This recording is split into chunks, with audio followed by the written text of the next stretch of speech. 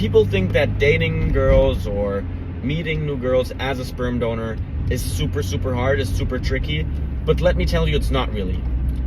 You lose maybe 10 or 15% of your options just because these very traditional women that are very focused and very kind of maybe even grabby in a way, what they expect for their family, are not, your option anymore, right? You're not gonna be able to marry them or go out with them. However, you gain so much more connections and so much more interest by the work that you do as a donor that will fully cover the girls you can't date anymore. There's much more interest, much more people are like, oh, so you're a father, right? So what does that mean? How do you do it? Like, all these questions, right? And I love answering these questions because I love seeing like the feedback I'm getting. Even though it's the same questions a lot of the time, I really like answering these questions.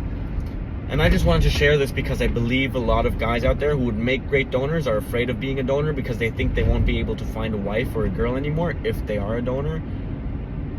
But that's wrong. It depends on what kind of a donor you are, of course. If you're an NI-only donor, or, right, NI-only donors are the freakiest donors. They're the ones that only want to have sex and they're not really there to be a healthy biological father. Or if you're like a gene-obsessed donor who's like, my genes are the very best, maybe you'll have a hard time, finding a girl that will support that. You could call it maybe narcissism or that sex addiction or whatever. That's a hard time. But I've realized the more I try to be a great biological father, the easier it is for me to attract women. And by that, I don't want to brag, or I don't want to say, oh, I'm the man. I might be the man, but I'm not trying to say that. What I'm trying to say is, I think if more men focused on being great biological fathers, a lot of the other problems they are having when it comes to dating, when it comes to finances, when it comes to health, a lot of the problems would disappear.